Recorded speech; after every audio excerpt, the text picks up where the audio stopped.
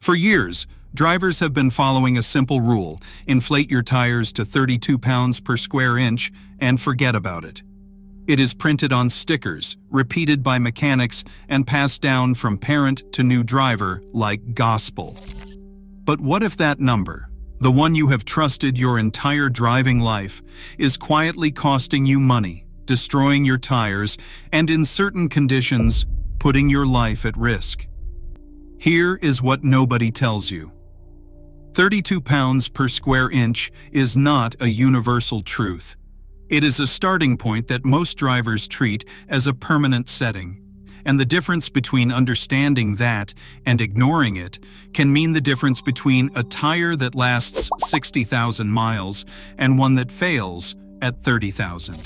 Today, you are going to learn the real science behind tire pressure, what that sticker in your driver's door jamb actually means, and why blindly trusting one number might be one of the most expensive habits you have as a driver.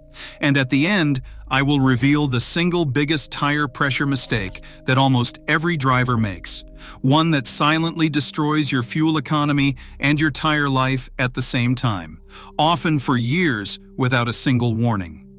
Let us start with a truth most drivers have never heard. The number on the tire is not your target. Look at the sidewall of almost any tire and you'll find a pounds per square inch number stamped into the rubber. It might say max pressure 44 pounds per square inch, or 51 pounds per square inch, or even 65 pounds per square inch. Millions of drivers see that number and assume it's what their tire wants, so they inflate to it. And then they wonder why their ride feels like a go-kart, why the center of their tread wears out twice as fast as the edges, and why every pothole feels like an attack. That number on the sidewall is the maximum pressure the tire can safely contain without structural failure. It is a safety ceiling, not a recommendation. Inflating to that number means the tire is at its absolute limit. Ride quality suffers. The contact patch, the area of rubber actually touching the road, shrinks dramatically. Braking distances increase. Handling becomes unpredictable. The center of the tire bears the full load while the edges barely touch the road at all, creating uneven wear that shortens tire life and wastes every dollar you spent on them. The number you actually want lives on a sticker inside your driver's door jamb. That number was calculated by engineers who know the exact weight of your vehicle, the design of your suspension, the size of your wheel wells, and how your car distributes load between the front and rear axles.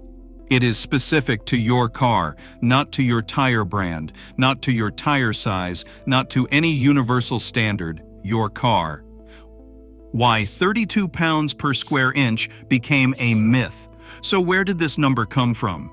The truth is, 32 pounds per square inch happens to be the correct recommendation for a huge number of passenger sedans and light vehicles manufactured over the past 3 decades.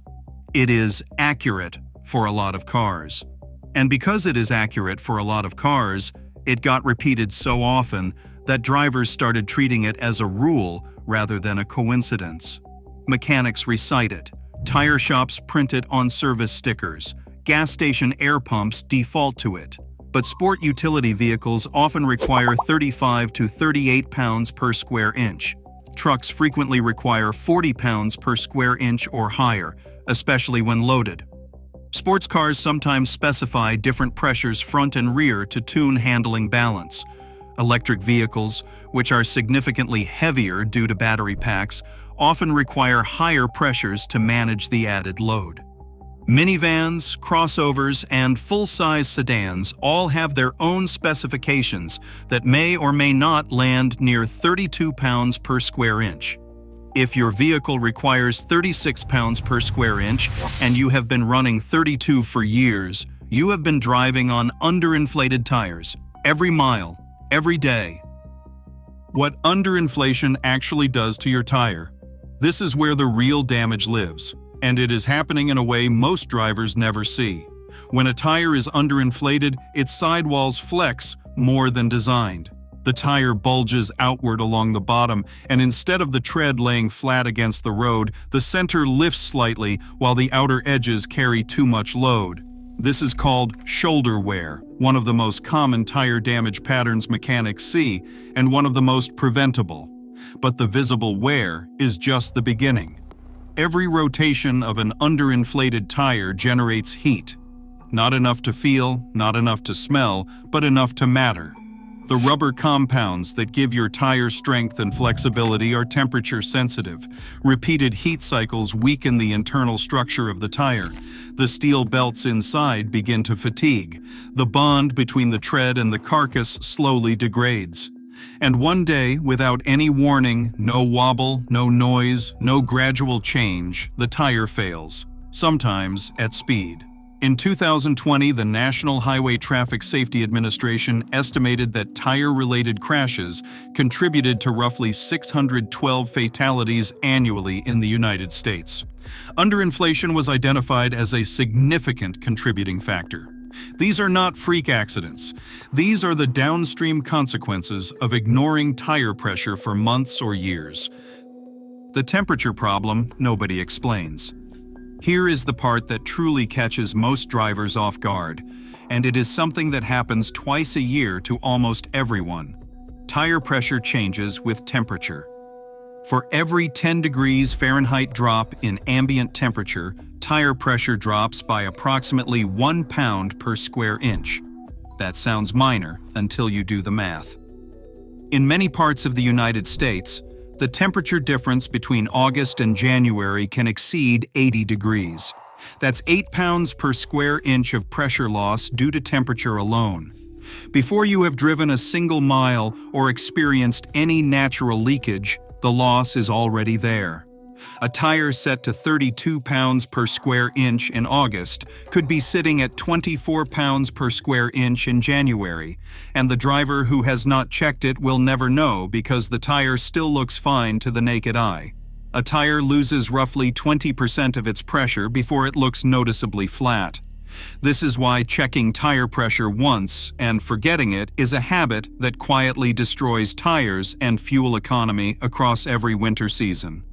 Pressure must be checked monthly, always when the tires are cold, which means the car has not been driven for at least 3 hours, because heat from driving artificially inflates the reading and causes drivers to underinflate, believing they have hit their target. The fuel economy angle nobody talks about. Underinflated tires don't just wear out faster. They rob your fuel economy in a way that compounds silently over thousands of miles. A tire that's soft deforms as it rolls. Instead of rotating efficiently like a firm cylinder, it squishes and reforms with every revolution. That deformation requires energy. Energy that comes from burning fuel. According to the U.S. Department of Energy, properly inflated tires can improve fuel economy by up to 3% compared to underinflated ones. That sounds modest until you realize most drivers' tires are underinflated not by 1 PSI, but by 4, 6, or 8 PSY for months at a time. Some studies suggest the fuel economy penalty from significantly underinflated tires can exceed 10%. Over a year of driving, that translates to real money, sometimes hundreds of dollars, quietly drained at every fill-up without a single symptom the driver would notice. The engine isn't struggling, the car isn't shaking, the fuel gauge just drops a little faster than it should.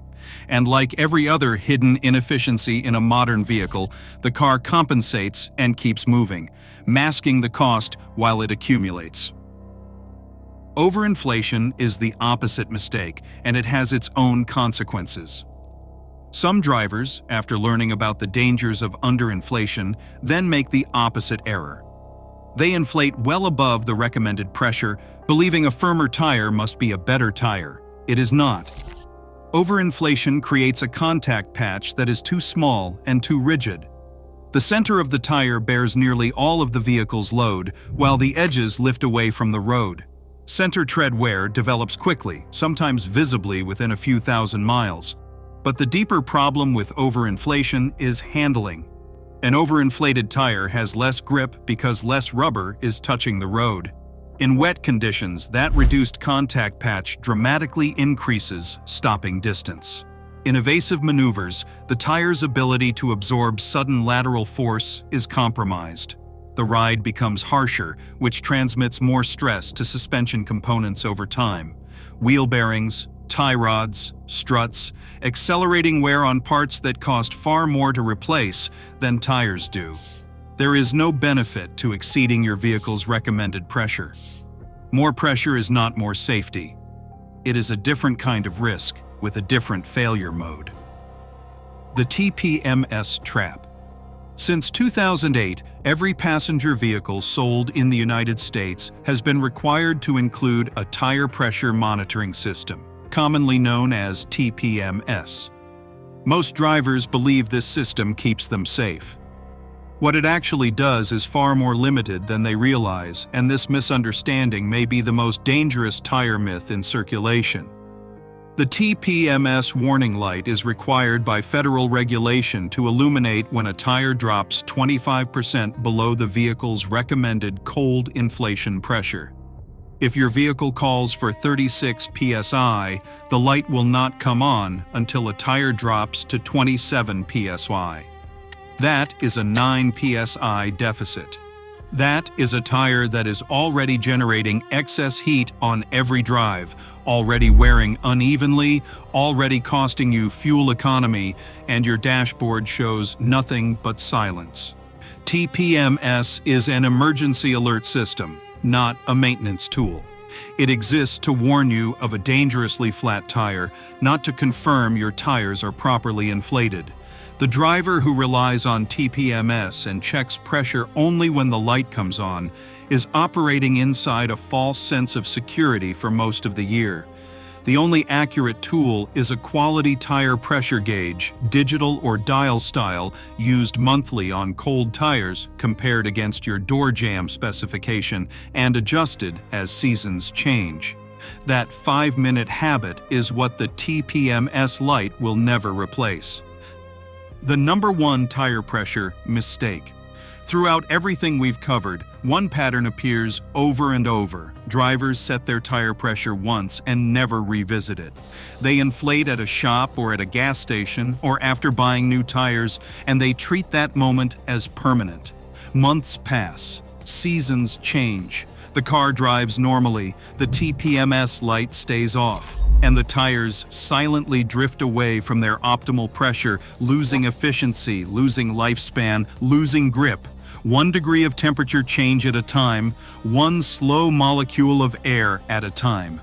The tragic irony is that maintaining correct tire pressure is the cheapest, fastest form of vehicle maintenance that exists. It costs nothing beyond a gauge. It takes 5 minutes. It requires no tools, no mechanical knowledge, no special skills. And yet the majority of vehicles on American roads are driving on improperly inflated tires at any given moment, according to data from the NHTSA. The habit is simple. Every month, check all 4 tires cold. Consult the sticker in your door jamb, not the number on the sidewall, not the 32 pounds per square inch rule you learned years ago. Adjust for the current season. Understand that your TPMS light is not a maintenance system, but a last resort alarm. And stop treating tire pressure as a one-time task because your tires never stop changing, and your habits need to reflect that. Once you start maintaining pressure correctly, the differences are not subtle. Tires last longer, fuel costs less, the car handles more predictably. And the risks that silently build inside an underinflated tire on a highway in January, the heat, the fatigue, the invisible structural damage, those risks stop compounding in the dark. The 32 pounds per square inch rule isn't wrong for every car. It's wrong as a universal habit.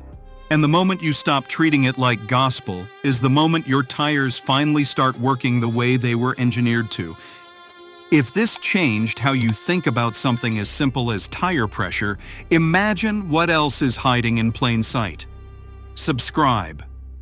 The next video exposes another common maintenance number that drivers follow blindly and explains why it has been quietly shortening the life of their engine for years.